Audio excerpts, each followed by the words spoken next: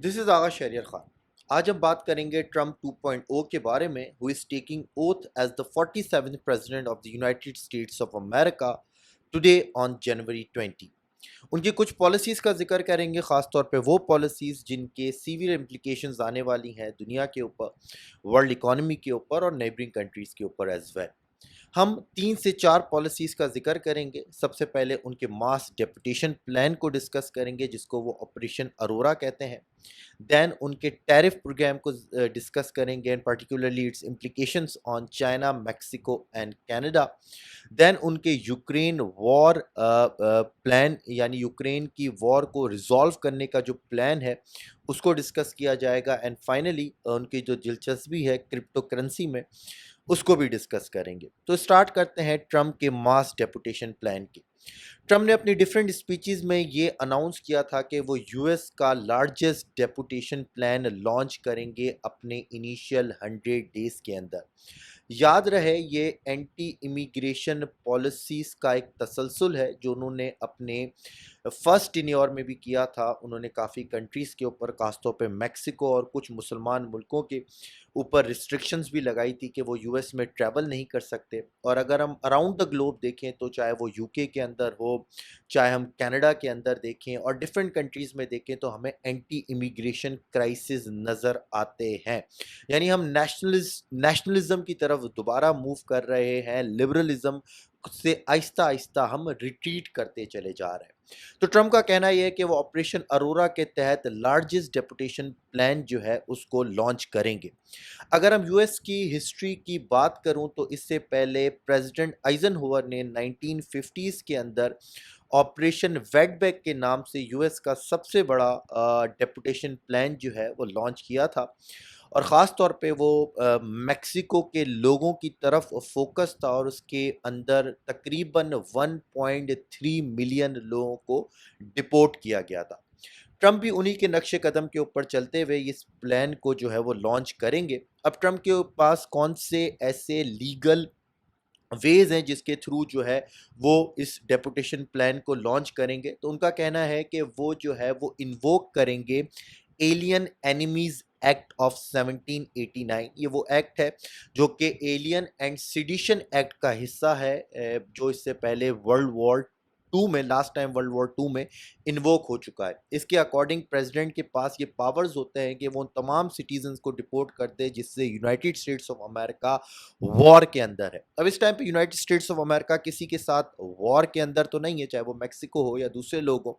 लेकिन ट्रम्प का ये कहना है कि हमारे बॉर्डर बॉर्डर के अंदर इस तरह जो है वो एक तरह से यलगार हुई हुई है मैक्सिको की और दूसरे लोगों की, कि एक तरह से अमेरिका के ऊपर वॉर डिक्लेयर हुई हुई है। तो इन लोगों से बचने के लिए और उनको डिपोर्ट करने के लिए वो इस लीगल वेपन का सहारा लेंगे, जिसको कहते हैं एलियन एंड सेडिशन एक्ट का एक act, alien and enemy act of 1789। इसके साथ साथ वो एक और वेपन को यूज़ करने जा रहे हैं। वो कहते हैं कि मैं बर्थ राइट यूएस सिटीजनशिप को जो है वो एंड करूँगा, ताकि यहाँ पर कोई भी जो उनके वर्ड्स हैं कि एलियंस जो बाहर से आए हुए हैं, उनके यहाँ अगर कोई बर्थ होती है तो उसको यूएस सिटीजनशिप ना दी जाए। इसके क्या इम्प्लीकेशंस है? इसके इम्प्लीकेशंस ये होंगे कि दुनिया भर में और ख़ास तौर पे यूरोप में और वेस्टर्न कंट्रीज़ में जो राइट विंग पॉलिसीज़ हैं, या जो नेशनलिस्ट या पॉपुलिस्ट लीडर्स हैं या पॉलिटिकल पार्टीज़ हैं, उनको तक़वियत मिलेगी। They get strength with such policies of Donald Trump. हमने उनकी पहली टर्म में भी देखा था कि इसी तरीके की पॉलिसीज़ की वजह से जो है दूसरे लीडर्स जो है उनको भी पॉपुलैरिटी मिली थी, चाहे वो फ्रांस के अंदर मिस ली पेन हो, पार्टी ऑल्टरनेट टू जर्मनी हो जर्मनी के अंदर, या फिर दूसरी पार्टीज़ हो यूरोप के अंदर। अब हम बात करते हैं उनकी टैरिफ पॉलिसी की। याद रहे, ट्रम्प का कहना है कि अगर डिक्शनरी में उनको कोई वर्ड सबसे ज़्यादा पसंद है तो वो वर्ड टैरिफ है। और उन्होंने अनाउंस किया हुआ है कि वो आते के साथ ही 10 to 20% टैरिफ इंट्रोड्यूस करेंगे तमाम इंपोर्ट्स के ऊपर, एंड 60% टैरिफ्स इंट्रोड्यूस करेंगे वो तमाम इंपोर्ट्स जो चाइना से आ रही हैं। अगेन, ये उनकी उन्हीं पॉलिसीज़ का एक तसलसल है जो उन्होंने फर्स्ट टर्म में की थी, that is make America great again and isolationist policies, وہ یہ سمجھتے ہیں کہ امپورٹ کے اوپر ریسٹرکشنز لگا کے وہ یو ایس کی جو انڈسٹریز ہیں ان کو اسٹرینتھن کر سکتے ہیں، یو ایس کے انڈسٹریل بیس کو اسٹرینتھن کر سکتے ہیں۔ لیکن اگر ہم بات کریں اوور آل، اگر میں کچھ اسٹیٹسٹکس کی بات کروں تو پرسٹن انسٹیٹیوٹ آف اکانومیز کہتے ہیں کہ اس طرح کی پالیسیز نہ صرف دنیا میں بلکہ یونائٹڈ اسٹیٹس آف امریکہ کے اندر بھی انفلیشن کو بڑھائیں گی، تقریباً 5 to 6% انفلیشن انکریز ہوگی، اور اوور آل بھی آپ کو پتہ ہے اس طرح کی پالیسیز جو ہے وہ اس کا امپیکٹ بڑا سیویئر ہوتا ہے ورلڈ اکانومی کے اوپر بھی، اور خاص طور پہ چائنا، کینیڈا اور میکسیکو کے اوپر تو ان کا امپیکٹ جو ہے وہ خاصا جو ہے وہ فیل ہوگا۔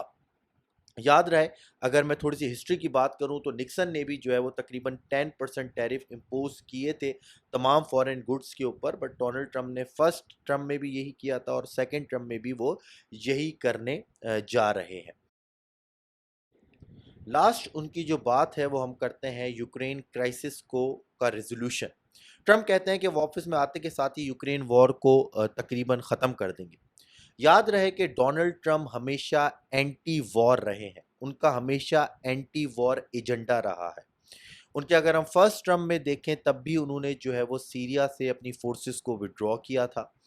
آپ کو یاد ہو تو افغان طالبان اور یو ایس کے بیچ میں جو ڈیل ہے اس میں بھی سب سے بڑا جو ہے وہ ٹرمپ ٹینیور کا جو ہے وہ کام تھا، انہوں نے جو ہے وہ دوحہ کے اندر ڈیل میں اپنا مین رول پلے کیا تھا۔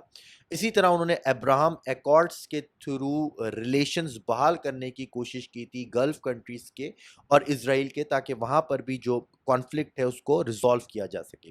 Same as the case in the second term as well, وہ کہتے ہیں کہ میں یوکرین کا کانفلکٹ پہلے کچھ دنوں میں ہی ریزالو کر دوں گا۔ اب ان کا پلان کیا ہے؟ وہ کہتے ہیں کہ سب سے پہلے جو یو ایس کی طرف سے ویپنز دیے جا رہے ہیں یوکرین کو ٹو فائٹ ود رشیا، اس کو میں روک دوں گا۔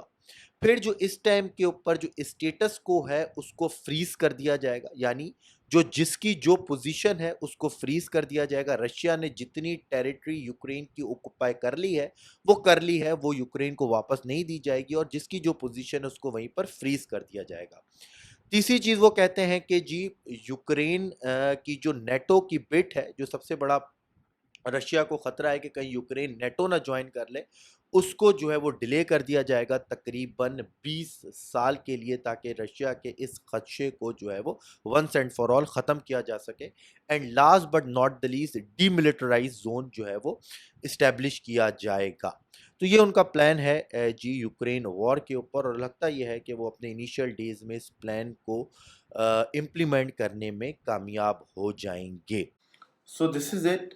باقی جو ان کی پالیسیز ہیں خاص طور کے اوپر چائنا کے ساتھ، رشیا کے ساتھ، پاکستان کے ساتھ ان کے کیسے پالیسیز ہوں گی، کیسے ریلیشنز ہوں گے، اس کو ہم کور کریں گے انشاءاللہ next video. Thank you so much.